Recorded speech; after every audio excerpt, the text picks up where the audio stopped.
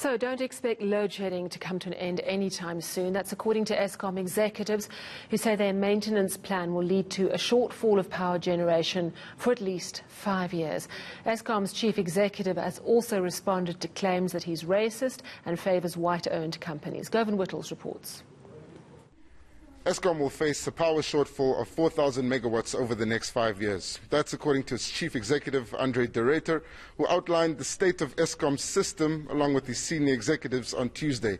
They described some of the major problems Eskom is facing and what some of the solutions are that are on the table, and also directly responded to the more controversial issues.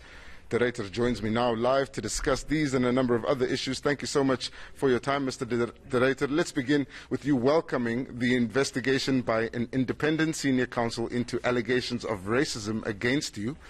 You've said that you will cooperate fully with that investigation and you believe that the probe could be a bit wider. Will this derail your planned turnaround of Eskom? What's your initial response to it? Yeah, as I said, I welcome the investigation. I think sunlight is going to be the best disinfectant here to bring out all of these issues into the open, that they are properly interrogated, ventilated and investigated.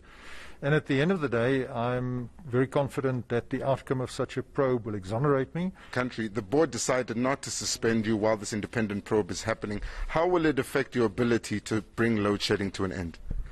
At this point in time, it has no impact at all. I've got a very competent and capable team of executives who are working with me to address load shedding. You've met some of them today, and I think you'll agree that we have a good handle on the issues. We are obviously in a very difficult situation because of the age of our plant, the maintenance backlog that we face, and therefore we need to, as a team, come together and address this issue with everything that we've got. Aside from not having the ability to generate the power, the unplanned outages are really at the crux of our load shedding problem in South Africa. And you've projected in your presentation that if you keep unplanned outages to 10,000 megawatts or lower, you would perhaps be able to avoid load shedding in winter. But once you get it up to 12,000 megawatts of unplanned outages, Eskom is spending 1.2 billion rand on building diesel. How likely is that scenario that we could get those 2 weeks of load shedding in winter and spend that much money? So all of the maintenance that we have been doing up to now, we've got 11 units out on long-term maintenance right now.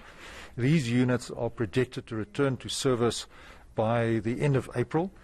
Okay, thank you so much. That's De Ruyter.